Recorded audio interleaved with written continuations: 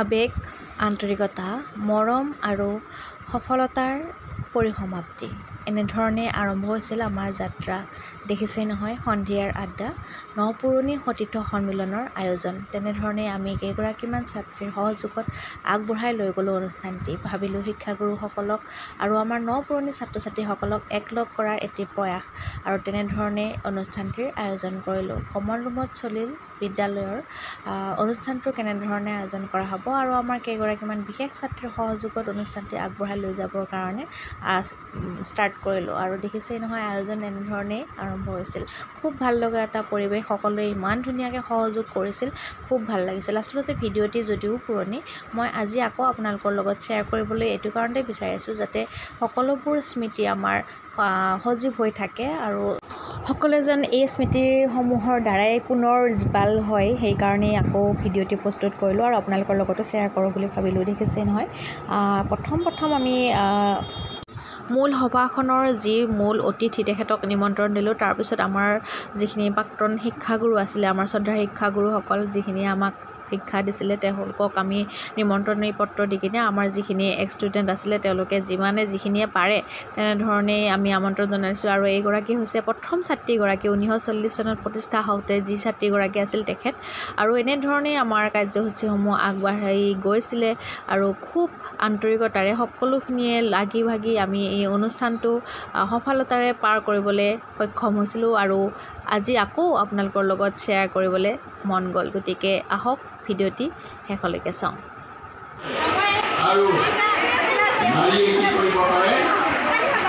মৰম দিব পাৰে, স্নেহ দিব পাৰে। প্ৰথমে আমাৰ শিক্ষাৰ পৰা আৰম্ভ হয়।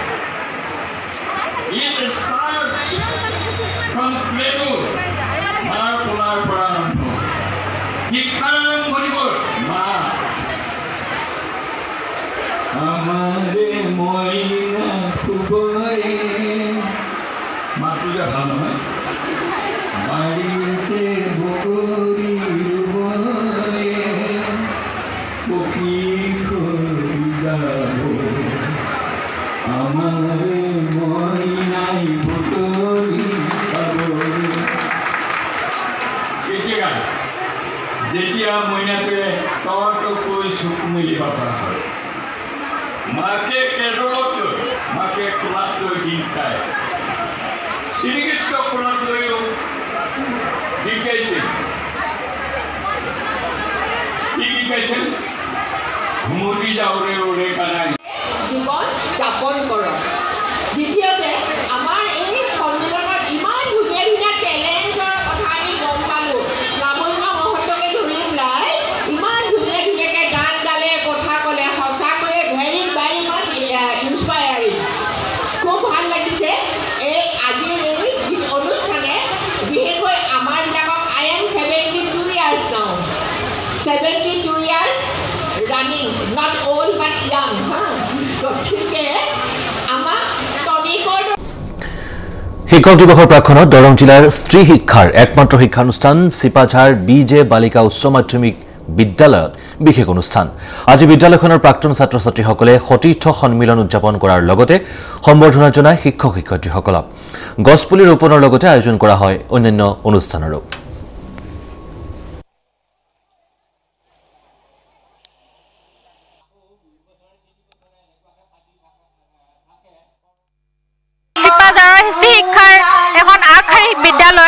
চিপাঝাৰ BJ বালিকা উচ্চ মাধ্যমিক বিদ্যালয়ৰ যিমানখিনি আমি প্ৰাক্তন ছাত্ৰী আছোঁ, সেই ছাত্ৰীসকলে লগ হৈ কিনে শিক্ষক দিৱসৰ প্ৰাক্ষণত এতিয়া অনুষ্ঠানৰ আয়োজন কৰিম বুলি বহু দিনৰ পৰা ভাবি থকা হৈছিলে।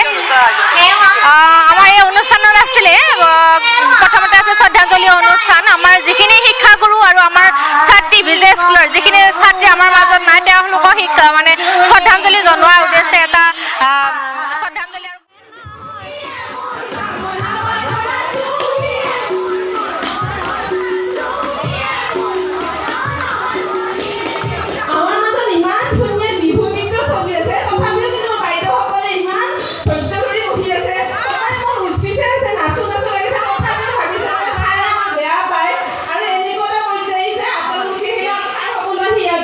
ইমান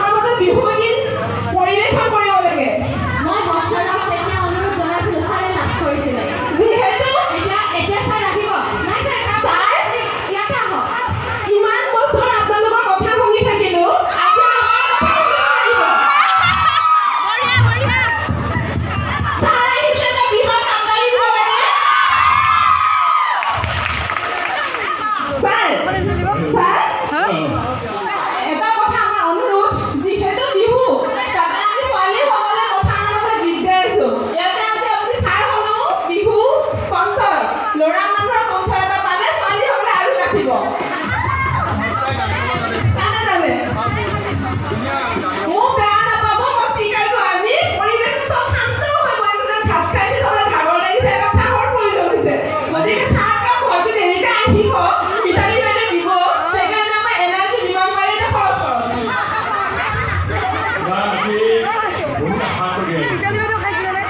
এতিয়াতো বাইদেউসকলে অলপ চমু ভাষণ দিবৰ কাৰণে তাৰপিছত কৈছিল অন্তৰংগ আলাপৰ বাৰু সময় দিম এতিয়া সুবিধাটো নাপালোঁ বহুত ইচ্ছা কৰি আহিছিলোঁ একদম ৰাতিপুৱা বলচল ঠেকানি আহিছোঁ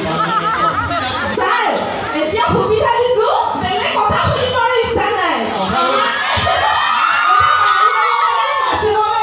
আজি ছাৰ আৰু ষ্টুডেণ্ট নহয় আজি কেৱল আমি একেলগে এখন মঞ্চত আনন্দ উপভোগ কৰিছোঁ মই অনুৰোধ জনাইছোঁ ছাত্ৰী একতা সভাৰ সকলো সদস্য তথা যিসকল এই বিদ্যালয়ৰ বৰ্তমান ছাত্ৰী উপস্থিত আছে তেওঁলোকো আহক আমি একেলগে এনজয় কৰিম আমাৰ বিশেষ অনুৰোধ আজি বাইদেউ নহয় ইয়াতে তালমানৰ কথাটো নাই ইয়াতে মিউজিকৰ কথা নাই আৰু মাতটো বেয়া হ'লেও স্কেল যদি 12 ইঞ্চি কাটাতে কিবা আপত্তি কৰিবা একো আপত্তি নাই ঠিক আছে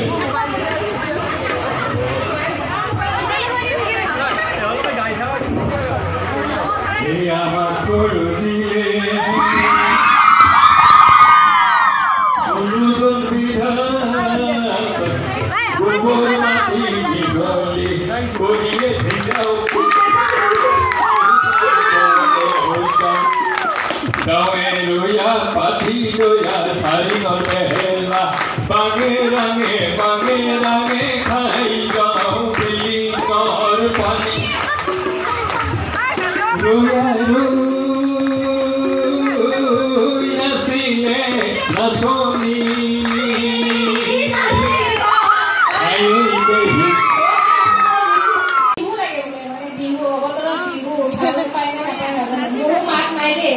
মাতটো গৈছে আৰু আধা আৰু হ'লে এবাৰ ট্ৰাই কৰিছোঁ